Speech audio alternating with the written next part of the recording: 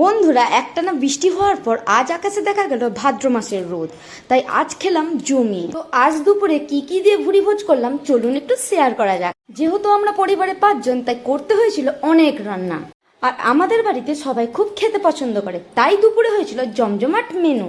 আজ ছিল বরবটি আলু ভাজা, ইলিশ মাছের মাথা দিয়ে ছাঁচি কুমড়োর তরকারি, আর এইদিকে যে সবজিটা দেখছেন এইটি হচ্ছে লাল শাক। লাল শাকটা আমি ইলিশ মাছের মাথা দিয়ে করেছিলাম, আর করেছিলাম সর্ষে ইলিশ, তার সাথে মসুরের ডাল, তার সাথে ছিল ইলিশ মাছের তেল। ইলিশ মাছ হবে, তেল খাবো না এটা আবার হয় নাকি। তার সাথে ছিল টক দই। যেহেতু আমার ছেলে টক দইটা খেতে পারে না, তাই আমি একটু চিনি অ্যাড করেছিলাম। এইদিকে আমার ছেলে খেতে বসে গেছে। এত রান্না দেখে সে তো বুঝতেই পারছে না কোনটা থেকে শুরু করা যায়, তাই প্রথমে ট্রাই করলো টক দইটা।